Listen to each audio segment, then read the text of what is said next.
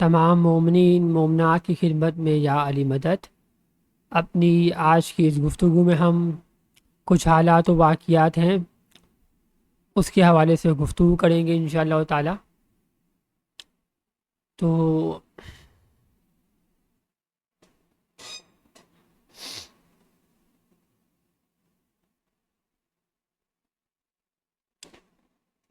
سب سے پہلے تو امام العصر امام زمان علیہ الصلاۃ والسلام کا دیدار مبارک، آپ علیہ السلام کی آمد ملک پاکستان میں تمام شیعہ امامیہ اسماعیلیہ مسلمانوں کو دل کی گہرائی سے مبارک ہو، اور بالخصوص جماعت گلگت جہاں پہ آپ علیہ السلام کی جماعتی امور یعنی دیدار اور اس کے بعد جو ہے وہ جماعتوں سے ملاقات کے احوال میں جماعت گلگت کے ہمارے شیعہ امامیہ اسماعیلیہ مسلمانوں کو مبارک ہو، اور بالعموم تمام پاکستان کی جماعت کو مبارک ہو، چونکہ آپ علیہ السلام کی آمد ملک پاکستان کے لیے باعث رحمت باعث شفقت ہے، چونکہ آپ رحمت للعالمین ہیں، اور آپ کی آمد تمام مسلمانوں کے لیے بھی باعث رحمت ہے۔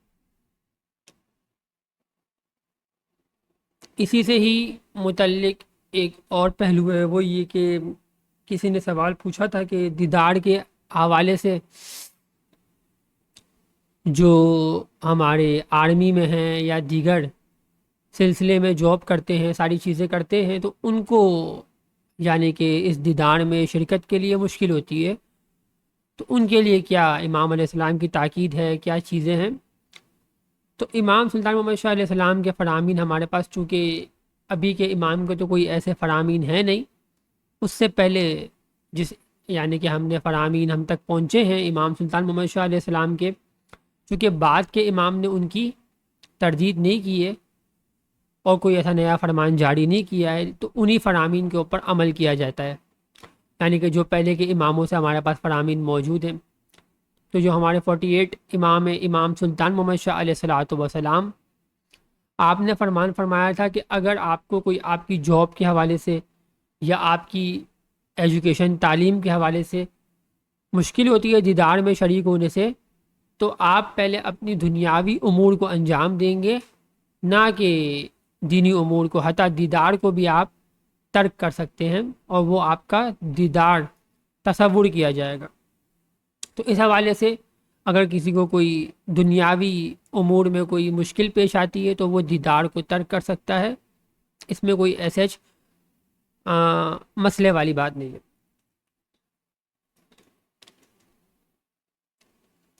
پھر جو ہے وہ سیدنا دائی حسن صبا قدسہ سرہ کے حوالے سے بھی پوچھا گیا کہ ان کے حوالے سے کوئی بہترین کتاب ہو، کوئی چیزیں ہوں جس کو پڑھا جائے، جس میں سے ان کی تاریخ اخذ کی جا سکے۔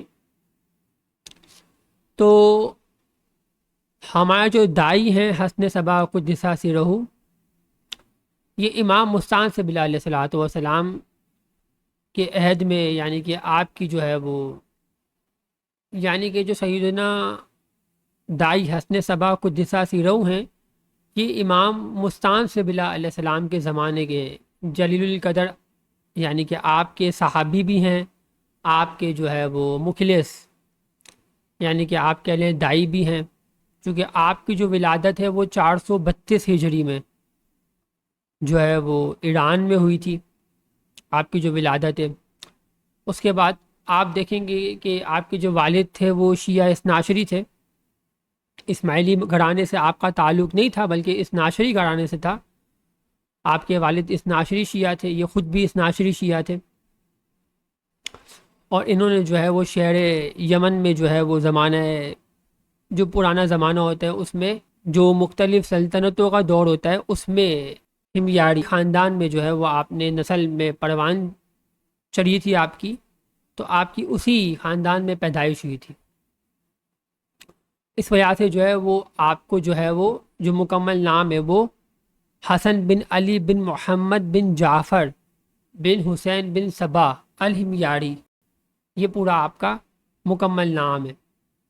تو یہ آپ کا مکمل نام ہے، یعنی کہ اس کے بعد اگر آپ کے حالات و واقعات دیکھیں سیدنا حسن بن صبا قدسہ سرہ کے، تو آپ نے بہت یعنی کہ دعوت کے سلسلے کو بھی آگے پروان چڑھایا۔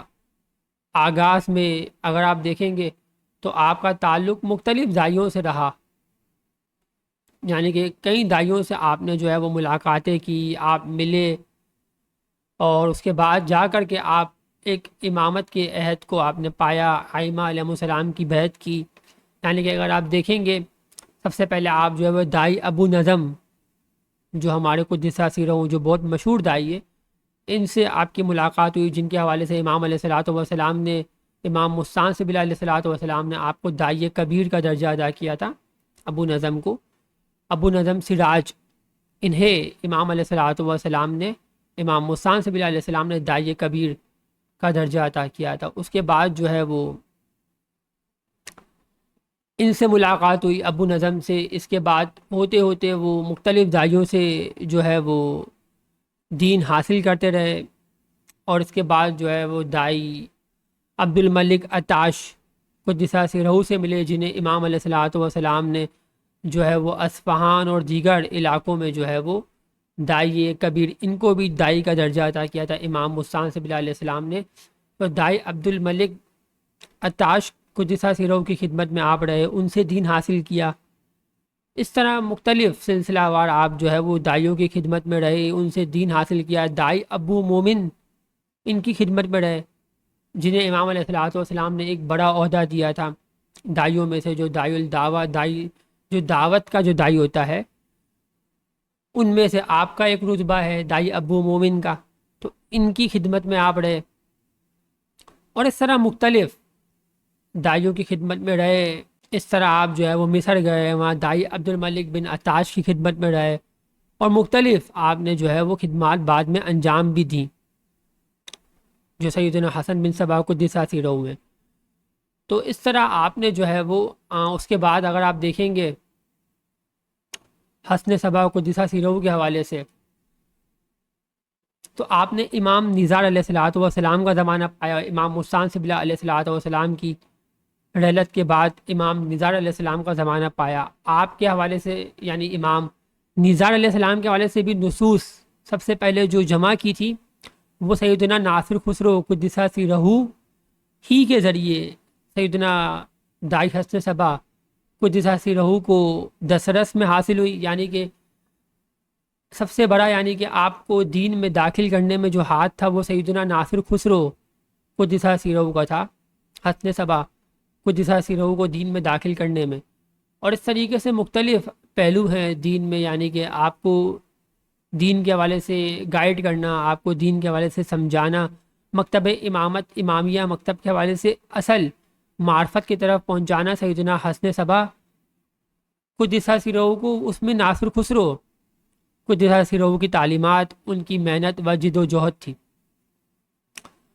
تو اس طریقے سے سلسلہ رہا، اور پھر یہ جو نصوص ہے امام نزار علیہ الصلوۃ والسلام کی کہ میرے بعد میرا بڑا بیٹا امام نزار ہوگا، جس طرح اسماعیل امام صادق علیہ السلام کے بعد بڑے بیٹے اسماعیل ہوئے، اس میں بڑا بیٹا ہونا شرط نہیں ہے، لیکن یہ بتانا مقصد تھا کہ بیٹا جو ہوگا وہ میرا فرزند جو ہوگا وہ بڑا ہوگا، اس کا نام اسماعیل ہوگا۔ اس طریقے سے یہ نس اس طرح چلتی ہے۔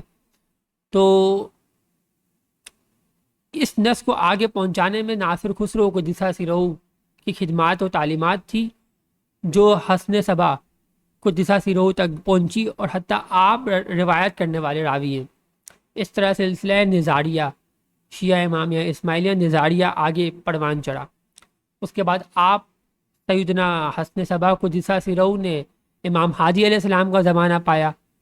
آپ کو سکونت، آپ کی خدمات، آپ کو یعنی کہ دشمنان سے پناہ دینے والے یہ سیدنا حسن صبا ہیں قدس سرہ۔ خدمات بہت زیادہ ہیں، یعنی کہ کس طرح مذہب قبول کیا، شیعہ اثنا عشری سے اسماعیلی شیعہ ہوئے، اس کے بعد جو ہے وہ آگے دائیوں سے خدمات انجام، یعنی کہ دائیوں سے دین لیتے رہے، اس کو آگے ترویج کرتے رہے۔ تو یہ ایک پورا ایک سلسلہ ہے ان کا۔ پھر قلعہ الموت پر آپ نے جو ہے وہ ایک مکمل، آپ کو یہ آپ کے معلومات میں ہے کہ فتح کیا، اس کے بعد جو ہے وہ آپ نے اس طریقے سے آگے فدائیوں کی ایک تحریک کا آغاز کیا۔ اس کی وجوہات تھی کچھ، چونکہ دشمنان مکمل آپ کو جو ہے نا وہ جانتے تھے کہ امام مستانصب علیہ السلام اور دیگر ائمہ، امام نظار علیہ السلام، ان کی جو زیادہ تر آپ نے دیکھا تھا کہ دشمنان نے کہ ان کی طرف زیادہ رجحان ہے، حسن صبا قدسہ سرہ کی طرف، ان کو یہ چیز معلوم ہو گئی تھی دشمنان کو کہ یہ جو ہے وہ آگے دائیوں کے سلسلے کو پروان چڑھائے گا، چونکہ ان کے اندر علم بھی تھا، ان کے اندر جو ہے وہ علم سے جستجو و محبت بھی تھی، اور ان میں ایک قابلیت تھی، اس قابلیت کو انہوں نے جانچا، اور دشمنان نے جو ہے وہ پھر اس کے بعد جو ہے وہ بدر الجمالی اور دیگر جو وہاں کے قائدین اور جو وہاں کے بادشاہ تھے، انہوں نے جو چھوٹا بیٹا مستعلی تھا اس کو امامت کی طرف جو ہے نا وہ بڑا جمان کر دیا، اور امامت کے سلسلے کو جو ہے نا وہ توڑنے کی کوشش کی۔ اس طرح یہ ایک پورا سلسلہ ہے جس کو ہم بعد میں تاریخ وار، جو سلسلہ وار ہماری تاریخ کا ایک ہے سلسلہ، اس میں اس کو ہم لے کے چلیں گے انشاءاللہ تعالی۔ تو یہ والا امام نظار علیہ الصلوۃ والسلام کا عہد امامت بھی آئے گا، تو ہم اس کے بعد اس کو دیکھیں گے۔ تو جو لوگ کہتے ہیں کہ یہ آپ علیہ الصلوۃ والسلام یا بلکہ سیدنا حسن صبا قدس سرہ جو ہے وہ الیاذ باللہ وہ شراب اور اس طرح کی چیزیں، افین اور یہ ساری چیزیں ان کی طرف کرتے ہیں، ان کو خود ہی سوچنا چاہیے کہ کوئی ایک ایسا شخص جو اتنی بڑی تحریک لے کر چلائے، دائیوں کو آگے دینی احوال سے آگے جان دینے کے اوپر جو ہے نا وہ آمادہ کرے اور دین کو ترویج کرے، وہ اس طرح کی افین اور اس طرح کی شراب پینے سے آگے انسان پڑتا ہے، پروان چڑھتا ہے۔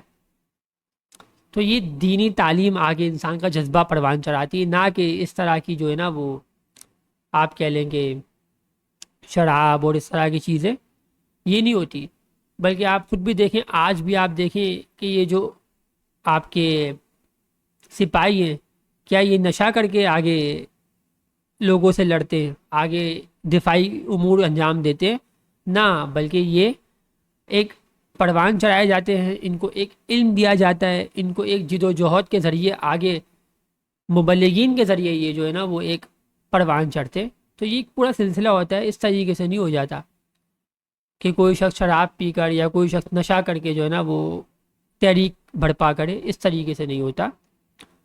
تو یہ بلکہ ایک کامران افریدی کے نام سے ایک دہشت گرد تھا، وہ بھی یہ باتیں کر رہا تھا، میں بہت مہینوں پہلے میں نے سنی تھی اس کی ایک ویڈیو۔ تو ایک ہاتھ سے وہ سگار لگا رہا تھا، اور جو ہے نا وہ پھر دوسرے ہاتھ سے وہ اپنا موبائل چلا رہا تھا، اور اتنے لمبے اس کے بال تھے، ہوش بنا ہوا تھا، اور وہ یہ باتیں کر رہا تھا کہ بھائی ان کے جو دائی تھے وہ اس طرح کی چیزیں کرتے تھے، نشے کرتے تھے، نشہ خود کر رہا ہے، شراب خود پی رہا ہے، سگار لگا رہا ہے، اور دوسروں کے اوپر بہتان بازی کر رہا ہے۔ وہ کوئی عجیب سا لڑکا تھا، کوئی بڑے بال والا، کامران افریدی نام تھا۔ تو اس کے حوالے سے موجود ہے انٹرنیٹ پر کہ وہ دہشت گرد ہے، اس نے دہشت گردی تنظیموں کے اندر حصہ لیا تھا، اور پاکستان میں بھی اس کے انٹرویوز وغیرہ موجود ہیں۔ تو بارکیف، تو یہ اس طریقے سے تحریکیں بھڑپا نہیں کی جاتی، بلکہ یہ ایک مکمل آپ کہہ لیں کہ علم ہوتا ہے، علم و فن میں ایک انسان آگے بڑھتا ہے، پھر وہ جد و جہد کرتا ہے اور ایک منزل طے کرتا ہے، اس طریقے سے ہوتا ہے۔ بارکیف، تو مجھے ایک یہ چیز ذہن میں آئی، تو میں نے کہا کہ یہ بھی سیدنا حسن صبا قدسہ سرہ سے تعلق رکھتی ہے یہ چیز، تو میں نے کہا کہ یہ بھی آپ کی خدمت میں آئے۔ تو اس طریقے سے نہیں ہوتا، وہ مکمل ایک جو ہے نا وہ اس کے پیچھے تحریک ہوتی ہے، اس کے پیچھے جد و جہد ہوتی ہے، اور وہ ایک ذہن سازی اس طرح ڈیولپ ہوتی ہے کہ مذہب کے اندر رجحان، مذہب کے اندر محبت، مودت، اہل البیت علیہ الصلوۃ والسلام سے قربت ہونا، یہ تمام چیزیں اس کے ساتھ منسلک ہوتی ہیں۔ تو اس کے بعد جو ہے وہ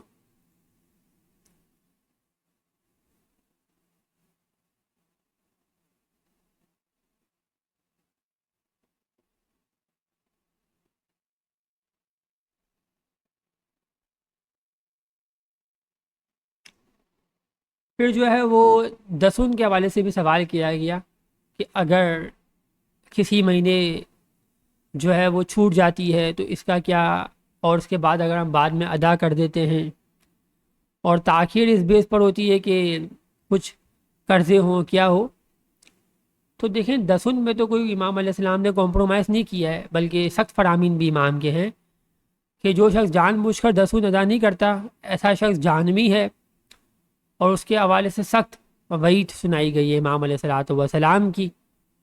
تو امام دیگر ائمہ علیہ السلام کی، امام سلطان محمد شاہ علیہ السلام کی یا اس سے سابق اماموں کی. تو یہ ایک سینسیٹیو مسئلہ ہے، اس کو چھوڑنا نہیں چاہیے دسن کو. اور بلکہ ایک ہمارے واقعہ بھی ہم نے سنا تھا اپنے ہی بڑوں سے، کہ ایک بھگت تھا نا، اس نے، اس کا یعنی کہ یہ شوق تھا کہ امام علیہ الصلوۃ والسلام کے فرامین جو بھی اہم ہوتے تھے وہ جماعت کو بار بار جو ہے نا وہ سناتا تھا. تو جو لیڈران ہوتے تھے جماعت کے وہ اس سے چڑ جاتے تھے بعض اوقات. یعنی کہ ہوتا ہے نا ایسا کہ کوئی شخص اسی جرم کے اندر مبتلا ہوتا ہے تو وہ بار بار جب سنتا ہے کہ بھئی میرے حوالے سے امام کا آیا یہ فرمان ہے تو اس کو پھر چبھن ہوتی ہے. کوئی لوگ تو ایسے ہوتے ہیں کہ وہ سیکھ لیتے ہیں، لیکن کچھ لوگ ایسے ہوتے ہیں کہ جو پھر چبھنا شروع ہوتا ہے ان کو. آپ نے مثلاً کے طور پر دیکھا ہے نا، مثال کے طور پر ہم بھی کوئی بات کرتے ہیں امام علیہ السلام کا فرمان دکھا کر، تو بعض لوگ چبھنا، بعض لوگوں کو تکلیف شروع ہو جاتی ہے. یہی چیز اس زمانے میں بھی ہوئی تھی کہ دسن کے حوالے سے جو بھگت تھے انہوں نے کچھ فرامین امام کے بتائے، اور اس کے بعد جو ہے اس کے اوپر لوگوں کو ایمفسائز کرنا شروع کیا جماعت کو. تو اس میں لیڈران جو تھے بڑے بڑے ان کو غصہ آیا، انہوں نے جو ہے نا پھر ان کے اوپر پہلے تو غصہ کیا، یہ نہیں مانے، اپنی وعظ نصیحت کرتے رہے. تو اس کے بعد ان کو جو ہے وہ انہوں نے، جو جماعت کے بڑے لیڈران تھے، انہوں نے ان کو وعظ کرنے سے انکار کر دیا کہ یہ جماعت کھانے میں بھی نہیں آئیں گے اور وعظ بھی نہیں کریں گے. اس کے بعد یہ افسردہ ہوئے، ناراض ہوئے اور ایک کونے پر بیٹھ گئے اور روز امام علیہ الصلوۃ والسلام کو یاد کرتے رہے. پھر امام علیہ السلام کا دیدار ہوا تو آپ نے بھگت کو بلایا کہ یہ کدھر ہے، اس کو بلاؤ. تو جماعت حیران ہو گئی، بلکہ جو لیڈران تھے یہ حیران ہو گئے. انہوں نے بتایا کہ بھئی یہ تو جماعت کھانے نہیں آتے چونکہ ہم نے یہ کیا ہوا ہے، پابندی عائد کی ہوئی ہے. امام علیہ السلام سے چھپایا نہیں. پھر جو ہے وہ بالآخر امام علیہ الصلوۃ والسلام نے ناراضگی کا اظہار کیا کہ مجھے اس سے ناراضگی ہوئی ہے، یہ جو عمل تم لوگوں نے انجام دیا ہے، میرے ایک خدمتگار کو ناراض کیا ہے. تو بہرحال اس طریقے سے امام علیہ السلام نے پھر ان کو بلایا اور وعظ دینے کی ترغیب کی، تاکید کی. تو یعنی کہ یہ چیزیں ہم نے یعنی کہ واقعات بھی سنے ہیں اپنے بڑوں سے، REC میں، ریلیجیس ایجوکیشن سینٹر میں. تو یہ ایک چیز ہے دسن کے حوالے سے کہ جو امام علیہ السلام کی خوشنودی ہے کہ اس کے حوالے سے جو ہے وہ لوگ بتائیں بھی. اور یہ ایک اہم موضوع ہے، یعنی کہ اس کو ترک نہیں کرنا چاہیے، دسن وقت پر ادا کرنی چاہیے. اس کی وجہ سے فرامین ہے کہ جو اس کو ادا نہیں کرتا وہ جہنمی ہے. تو اس کو آپ دیکھیں، اس میں آپ جو ہے نا وہ کوتاہی نہیں کریں. یہ بہت اہم موضوع ہے امام کا. ایک بندگی کا موضوع ہے، اس کے حوالے سے بھی سوال آیا ہے، اور ایک یہ دسن کے حوالے سے ہے.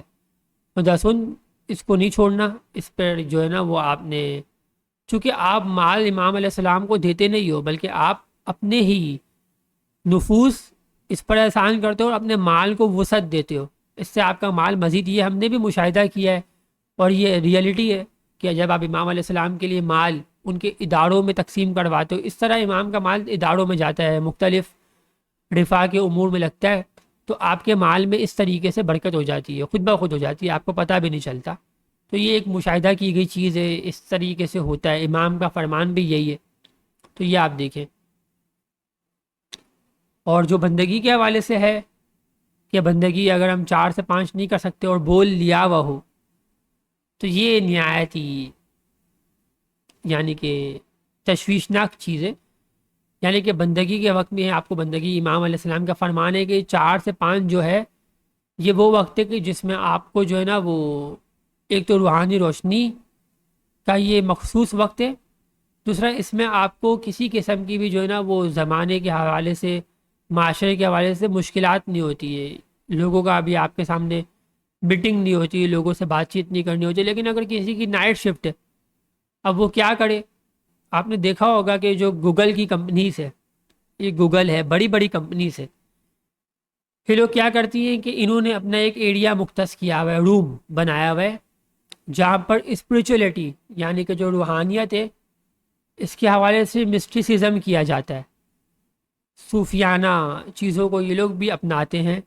تمام مذاہب میں ہے، بلکہ ہندوؤں میں ہے، کرسچینٹی میں ہے، ہر جگہ یہ ایک مسٹیسزم یعنی کہ یہ ایک ہے. کہ آپ کو جو ہے نا وہ آنکھیں بند کر کے کہیں ہے تو کہیں یوگا کے طریقے سے ہے، کہیں کس طریقے سے ہے، بالآخر ہے۔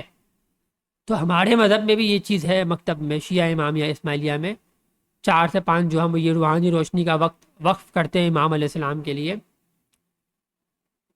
اس پر تاکید کی گئی ہے، لیکن اس کے لیے والنٹیری ہے، یہ جو ہے نا وہ رضاکارانہ ہے۔ اگر آپ لیتے ہو تو اس کے بعد آپ کو یہ وقت دینا ہے۔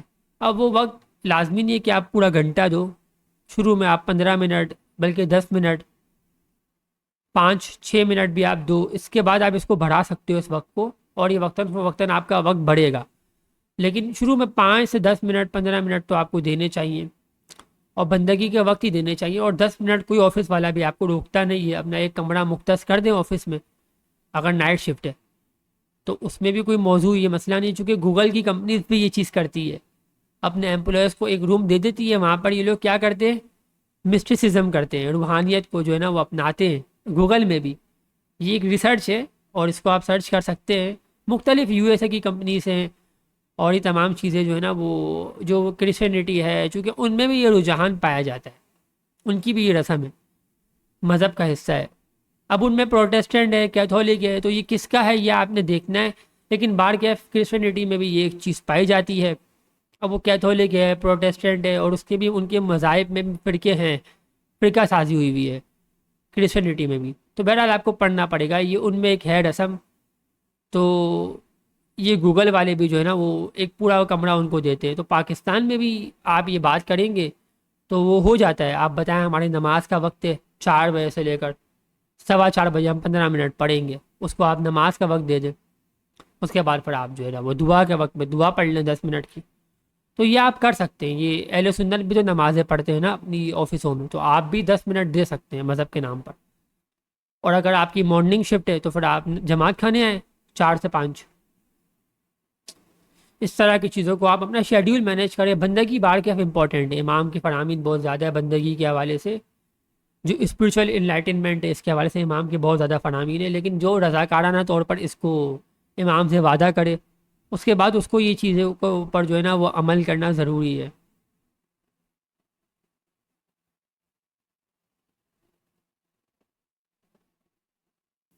اس کے بعد جو ہے وہ ایک ایسے ہی امپورٹنٹ ٹاپک نہیں ہے یہ، لیکن گفتگو کا حصہ اس کو بنا رہا ہوں میں، چونکہ یہ ہمارے ہی گفتگو سے تعلق رکھتا ہے یہ چیز۔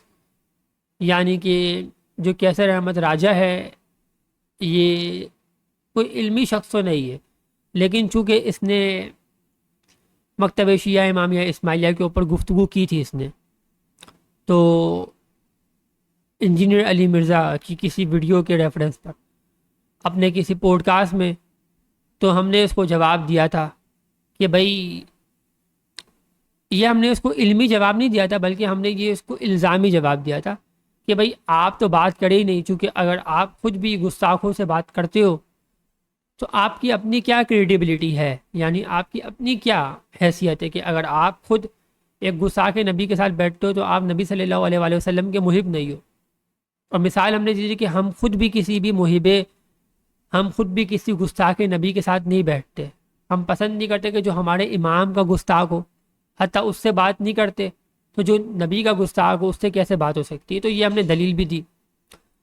اب اس نے جواب تو دیا نہیں، لیکن اس نے جس آنٹی کا نام لیا اپنی اس انٹرویو میں، وہ آنٹی کی بھی ایسے کوئی حیثیت نہیں ہے، چونکہ ہم نے مختلف، آپ نے دیکھا ہوگا جب یہ ہمارے امام علیہ السلام کی برملا طور پر توہین ایسے نہیں کرتی تھی تو ہم نے اس کو جوابات دیے تھے، اور ہم نے کہا تھا کہ آپ گفتگو کر سکتی ہو، اور ہم نے مختلف موضوعات پر بات چیت کی بھی ہے جتنا میری نالج میں ہے۔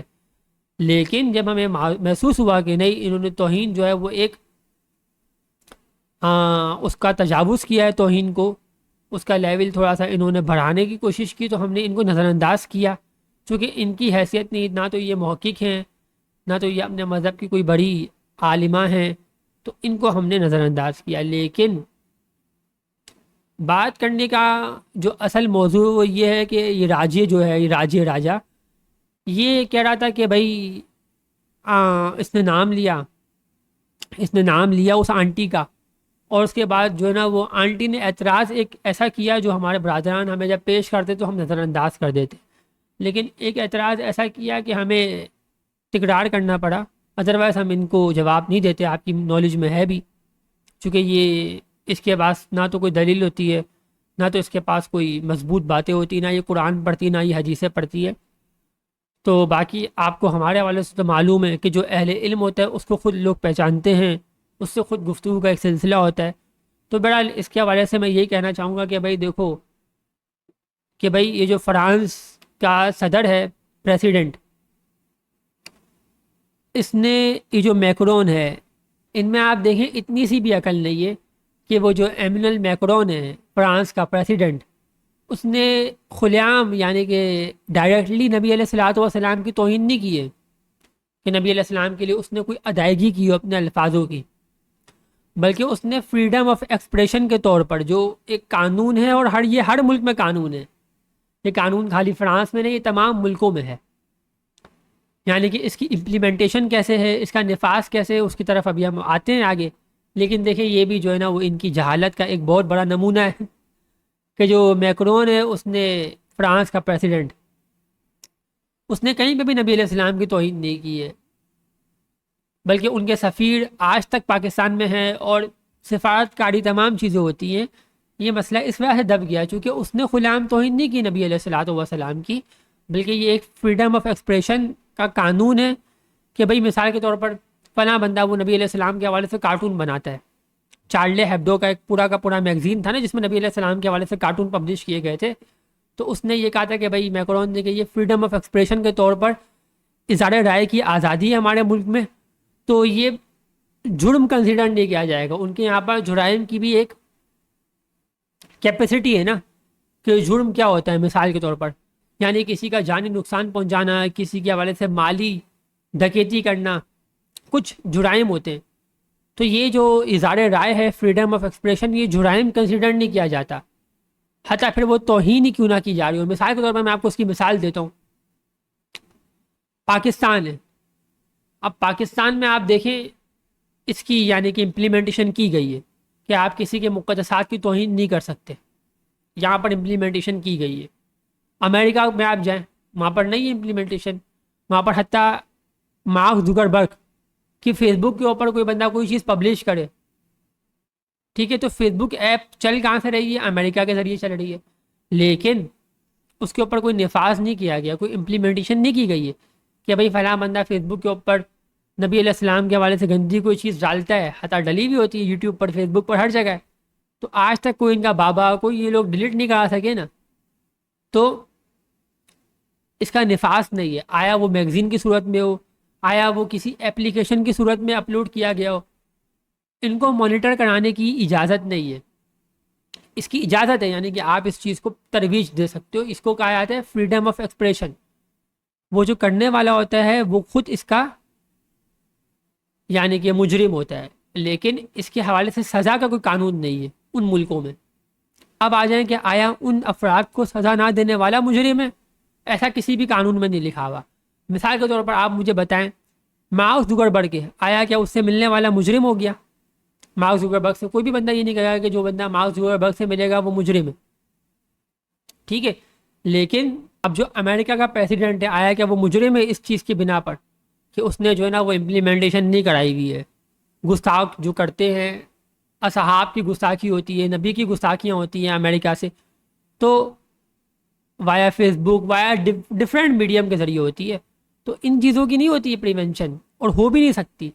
اس وجہ سے ہمارے امام علیہ الصلوۃ والسلام کا فرمان ہے، امام سلطان محمد شاہ علیہ الصلوۃ والسلام کا، کہ حتیٰ کوئی شخص ہمیں گالی بھی دے آپ اس کے اوپر جرم نافذ نہیں کر سکتے۔ اب آپ نے تو فرامین نہیں پڑھے نا ہمارے ائمہ علیہ السلام کے، تو آپ ہم سے دلیل کیسے مانگو گے؟ ہمارے پاس وہ دلائل موجود ہے۔ اس وجہ سے جب مختلف موقع پر ہمارے ائمہ علیہ السلام کی توہین کی جاتی ہے تو ملک پاکستان میں اس کا نفاذ ہو سکتا ہے، فقط جو ہے نا وہ کسی کے احساسات مجروح کرنے کے اوپر بھی ہو سکتا ہے۔ اتنی دفعات موجود ہے، ہم کوئی بھی دفعہ لگا سکتے ہیں، پیسوں کی کمی بھی نہیں ہے، یہاں پر آپ ایزیلی قانون لگا سکتے ہو کسی کے اوپر۔ اگر تو ایسی کوئی چیز کسی نے ویڈیو میں کی ہے، وہ ٹک ٹاک اور طارق مسعود نے نہیں کی ہے توہین، تو ہم دکھا سکتے ہیں، 2 منٹ لگے گی ہمیں، یہ پیسہ کا مسئلہ بھی نہیں ہے، پیسے کا مسئلہ بھی نہیں ہے، دفعات بھی لگ سکتی ہیں، لیکن چونکہ ہمارے امام نے منع کیا ہے کہ آپ کسی کوئی شخص ہمیں گالی بھی دیتا ہے تو آپ اس کے اوپر نافذ نہیں کر سکتے. تو نبی علیہ السلام میں اور آج کے امام علیہ السلام میں کیا فرق ہے؟ ایک دینی قیادت کے لحاظ سے قائد نبی علیہ السلام بھی ہے، آج کے امام بھی ہے. ٹھیک ہے، تو کہنے کا مطلب یہ ہے کہ یہ چیزیں اس طرح امپلیمنٹیشن نہیں ہوتی. آپ کو آئیڈیا ہی نہیں ہے، آپ نے کچھ دین پڑھا ہی نہیں ہے. تو ہمارے دین شیعہ امامیہ اسماعیلیہ اعتقاد کے مطابق کوئی شخص اگر توہین کرتا ہے کسی نبی کی و امام کی، اس کو سزا دینے کا جو اختیار ہے وہ کسی کے پاس نہیں ہے، حتیٰ گورنمنٹ کے پاس بھی نہیں ہے. تو جب کوئی گورنمنٹ کا بندہ سزا دینے سے منع کرے تو وہ امام کے پرمبل، امام کے اختیارات کے مطابق کام کر رہا ہے. امام کے اس کے اوپر کیا فرامین ہے اس کو پتہ ہوگا. مثال کے طور پر امام نے فرمایا کہ سزا آپ نہیں دے سکتے، تو یہ میکرون تو امام کے فرمان کے تابع ہے. امام نے منع کیا سزا دینے سے، امام نے منع کیا ہے سزا دینے سے. حتیٰ کوئی بندہ کارٹون بنائے، وہ میکرون نے کارٹون نہیں بنایا، وہ ایک انڈیویجول نے بنایا ہے، وہ انڈیویجول گناہ گار ہے، لیکن میکرون کو اجازت نہیں ہے کسی کو سزا دینے کی ان جرائم کی بیس پر. ٹھیک ہے، تو گستاخی کیا ہوتی ہے، اس کی سزا کیا ہوتی ہے، یہ ایک الگ ٹاپک ہے. ان سزاؤں کا نفاذ، اس کی اجازت امام علیہ السلام نے فرمایا کسی کے پاس بھی نہیں ہے. خالی جو سزائیں ہیں وہ قتل کرنے کے اوپر ہوتی ہے، وہ کوئی ڈکیتی کرنے کے اوپر الگ سزا ہوتی ہے. باقی نبی علیہ السلام کی گستاخی، ائمہ علیہ السلام کی گستاخی کے اوپر کوئی سزا نہیں ہے ہمارے دین میں.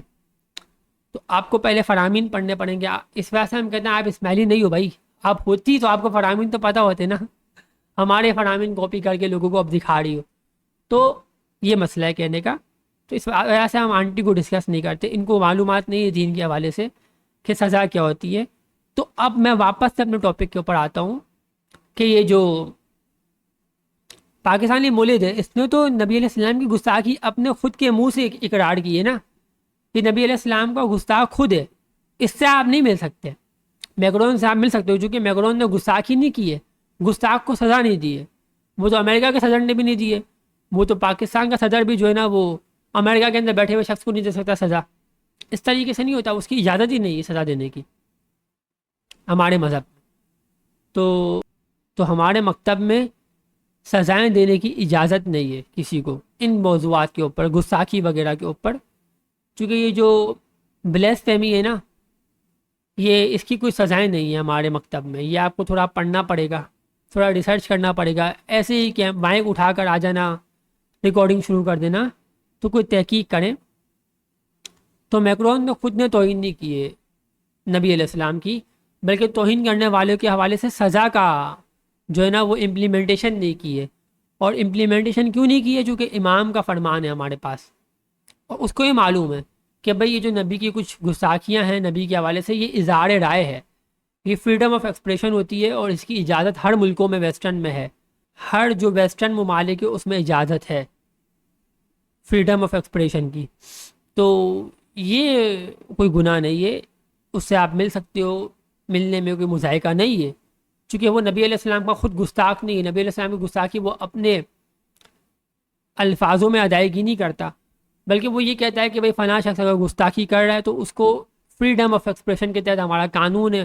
وہ یو ایس اے میں بھی قانون ہے، وہ دیگر ممالک میں بھی قانون ہے، اور یہاں بھی پاکستان سفارت کاری کرتا ہے، سفیر ان کے آتے ہیں.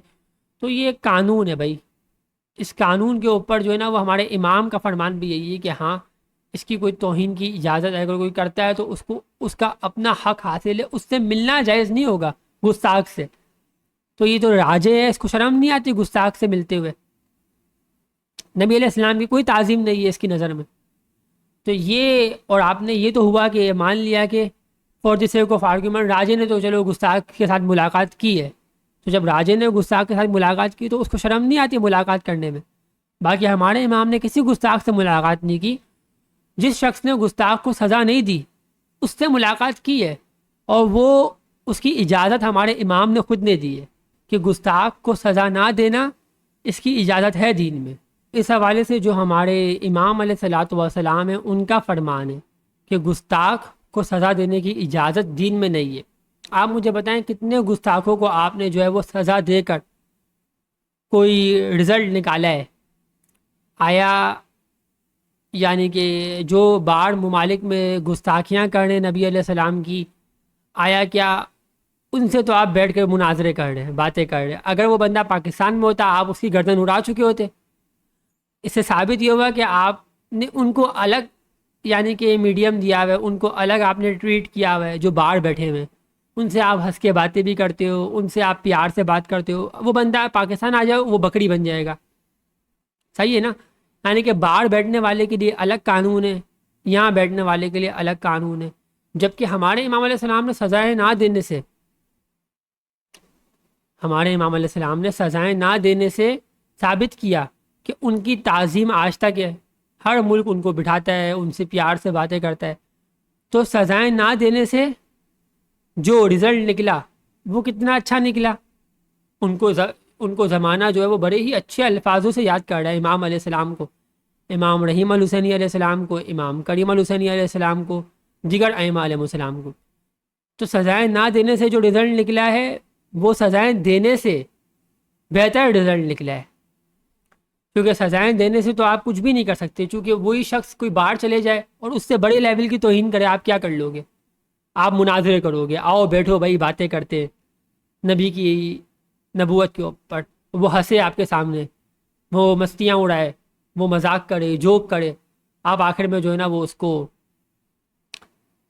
اس کی انٹینشن تو آپ کو معلوم ہے نا بھائی، وہ تمسخر کر رہا ہے آپ کے دین کا، پھر بھی آپ جا کے مل رہے ہو۔ تو یہ ویورشپ ہے، پیسہ کمانا ہے، ڈالر ہے۔ تو بار کیف تو میکرون جو ہے نا وہ اس نے نبی علیہ السلام کی خود توہین نہیں کی ہے، بلکہ اس نے کہا ہے کہ توہین کرنے والوں کو ہم سزائیں نہیں دے سکتے۔ اور کیوں نہیں دے سکتے توہین کرنے والوں کو سزائیں؟ چونکہ یہ فریڈم آف ایکسپریشن کا ایک قانون ہے، اظہار رائے کا۔ تو وہ کسی بھی شخص کے حوالے سے آپ اس کی کریکٹر ایکسیسینیشن کرو، اس کو میلائن کرو، یہ یورپی ممالک میں اس کی اجازت ہے۔ تو ہمارے امام علیہ الصلوۃ والسلام نے یہ فرمان فرمایا ہے کہ آپ کسی کو سزائیں نہیں دے سکتے، ٹھیک ہے؟ یعنی کہ میکرون نے خود نبی علیہ السلام کی توہین نہیں کی ہے، بلکہ توہین کرنے والے کو سزائیں جو ہے نا اس کو امپلیمنٹ نہیں کروائے ہے۔ اور کیوں نہیں کروائے؟ چونکہ وہاں پر قانون ہے فریڈم آف ایکسپریشن کا، اظہار رائے کا قانون ہے وہاں پر۔ اور وہ وہاں پر نہیں ہے صرف فرانس میں، بلکہ وہ تمام یورپی ممالک میں قانون ہے۔ آپ مجھے بتائیں فیس بک کے اوپر کوئی توہین ہوتی ہے تو کیا مارک زکربرگ کو وہاں کی گورنمنٹ بلاتی ہے کہ آپ کی فیس بک کے اوپر تو توہین ہوئی ہے فلاں مقدسات کی، آ جاؤ بھائی؟ نہیں۔ اب فیس بک کے اوپر کوئی چیز پبلش ہوتی ہے یا فلاں میگزین کے اوپر کوئی چیز پبلش ہوتی ہے دونوں میڈیم، کسی کی چیز کے اوپر بھی پبلش ہو جائے کوئی چیز، تو اس کی روک تھام، اس کی پریونشن کے لیے کوئی قانون نہیں ہوتا یورپی ممالک میں۔ تو کیا سب سے ملنا چھوڑ دو؟ تو بھائی یہ جو سزائیں دینے والا ہوتا ہے وہ گناہ گار نہیں ہوتا، بلکہ گناہ کرنے والا مجرم ہوتا ہے۔ اس کو مجرم سمجھا نہیں جاتا ان قانون کے تحت، وہاں کے قوانین کے تحت۔ تو مجرم کی ڈیفینیشن ہے، وہاں پر قتل کرنے والا مجرم ہے، وہاں پر چوری کرنے والا مجرم ہے، وہاں پر ڈکیتی کرنے والا، وہاں پر یہ تمام کرنے والا مجرم ہے۔ وہاں پر کسی کی کریکٹر ایکسیسینیشن کرنے والا، کسی کے کریکٹر کو میلائن کرنے والا مجرم نہیں سمجھا جاتا۔ وہاں پر ایک اصول ہے، وہاں پر ایک جرم کی جو ہے نا وہ نوعیت ہے، اس کو آپ کو دیکھنا پڑے گا۔ اور ہمارے امام کا فرمان بھی یہی ہے کہ جرم جو ہے وہ ان کے تحت آپ سزاؤں کا نفاذ نہیں کر سکتے، بلیسفیمی کے تحت۔ یہ امام کا فرمان ہے ہمارے۔ اب آپ نے تو نہیں پڑھے نا، اس وجہ سے ہم کہہ رہے ہیں کہ آپ اسماعیلی کہاں سے ہو؟ آپ نے تو کوئی فرامین نہیں پڑھے ہمارے امام کے۔ تو یہ مسائل ہیں۔ تو اب آپ مجھے دیکھیں کہ ہمارے امام علیہ الصلوۃ والسلام نے سزائیں نہ دے کر ان لوگوں کو کتنی عزت کمائی ہے۔ پوری دنیا میں آپ کی عزت ہے امام علیہ السلام کی، امام کریم الحسینی علیہ السلام کی، امام رحیم الحسینی علیہ السلام کی عزت ہے سزائیں نہ دے کر۔ لیکن اب آپ دیکھیں کہ جنہوں نے سزائیں دی ہیں انہوں نے کیا کمایا ہے؟ کچھ بھی نہیں۔ باہر کے یورپی ممالک میں جو ہے نا وہ توہین ہوتی ہے نبی علیہ السلام کی، تو یہ لوگ ان کو بلاتے ہیں بڑے پیارے طریقے سے اپنے پلیٹ فارم پر، اور بہت ہی پیارے طریقے سے بات کرتے ہیں، چونکہ ان کا تو یہ لوگ کچھ کر نہیں سکتے، تو ان کو ہائے ہیلو اور بہت ہی پیارے طریقے سے ان سے باتیں کرتے ہیں، جبکہ ان کو ان کی نیت معلوم ہے، انٹینشن معلوم ہے کہ یہ تمسخر کرنے کے لیے بلاتے ہیں۔ تو یہاں پر ویورشپ ہے، یہاں پر کلک بیٹ ہے، یہاں پر ڈالر ہے۔ لیکن اگر وہی بندہ پاکستان میں بیٹھا ہوا ہو تو اس کو یہ لوگ بکری بنا دیں گے 2 منٹ میں. باہر بیٹھا ہوا ہو تو اس سے بڑے ہی پیارے طریقے سے باتیں کرتے ہیں، حالانکہ اس کی خود کی نیت جس شخص کو آپ نے بلایا ہے وہ نبی کی توہین کرنا ہے. تو یہ آپ کا کرائٹیریا. اس وجہ سے ہم نے کہا تھا کہ کیسر احمد راجا یہ جو ہے گستاخ نبی ہے، چونکہ اس نے گستاخ کے ساتھ خود بات کی جس نے ڈائریکٹلی نبی علیہ السلام کی توہین کی ہے. میکرون نے ڈائریکٹلی نبی علیہ السلام کی توہین نہیں کی ہے، بلکہ سزاؤں کو نفاذ نہیں کیا ہے. وہ تمام یورپی ممالک کرتے ہیں اسی طریقے سے، اور ہمارے امام کا فرمان بھی یہی ہے. تو یہ موضوع آپ کو تھوڑا پڑھنا چاہیے، تھوڑا دیکھنا چاہیے. اس طریقے سے آپ کی پھر توہین ہوتی ہے. اس وجہ سے ہم آپ کو جوابات نہیں دیتے، اور ہمیں ضرورت بھی نہیں ہے آپ لوگوں کو جوابات دینے کی.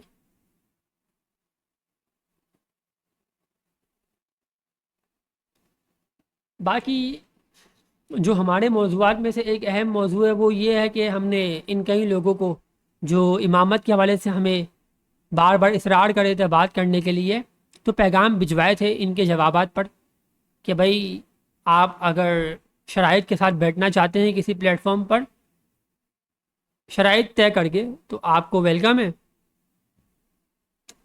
تو ان کے جو یعنی کہ امتیاز کاظمی ہے اور دیگر لوگ ہیں، انہوں نے منع کر دیا اور کہا کہ بھائی ہم بات نہیں کر سکتے، آپ پہلے ہمیں نصوص پیش کریں واٹس ایپ پر. تو بابا تیاری نہیں کی آپ لوگوں نے، آپ پہلے تیاری تو کریں. آپ کی اپنی کتابوں سے ہم دلیل دے رہے ہیں نا، تو آپ پہلے تیاری تو کر لیں، روایت تو پڑھیں، اپنے آئمہ کی روایت تو پڑھیں پہلے آپ. یعنی کہ یہ بڑی ہی یعنی کہ اپنے آپ کو یعنی کہ امامہ پہن کر جو ہے وہ بڑا مولوی شو کرتے ہیں، اور بات کرنے کی آئے باری تو کہتے ہیں آپ پہلے ہمیں نصوص پیش کریں، آپ کون سی روایت پیش کریں گے، ہم تیاری مکمل کر لیں. اور ہمیں آگے سے پیغام بیچتے ہیں کہ یہ اسناشری کیا کہتے ہیں ہمیں شیعہ اسماعیلیہ کو، کہ امام ظاہر کو چھوڑ کر امام بارگاہوں میں آؤ اور ظہور امام کی دعائیں مانگو. الیس فیکم عاقل، تم میں کوئی عقل مند بھی ہے اس ناشریوں. تو بہرحال ان کی یہ جو بیکار سی حرکتیں ہیں تو ہنسی آتی ان پر. تو بھائی آپ کوئی دن طے کریں، شرائط طے کریں، ہم بات کریں گے. فی الحال تو تم میں کوئی عقل مند نظر نہیں آتا مجھے. تو بہرحال تمہارا جنگی مسئلہ چل رہا ہے فی الحال، تو میں تم لوگوں کو نظر انداز کر رہا ہوں. تم لوگوں کے بارے میں باتیں کرنے کے لیے بہت کچھ ہے، فی الحال نظر انداز کرنا بہتر ہے چونکہ تم لوگوں کا جنگی مسئلہ چل رہا ہے. پھر بھی ہر چند کوئی شخص بات کرنا چاہے شرائط کے تحت تو وہ حاضر ہوں میں بھائی. تو وہ دن طے کرے، بات چیت ہوگی انشاءاللہ تعالی، اس میں کوئی مذائقہ نہیں ہے. تو ابھی کے لیے اپنا خیال رکھیں. والسلام یا علی مدد.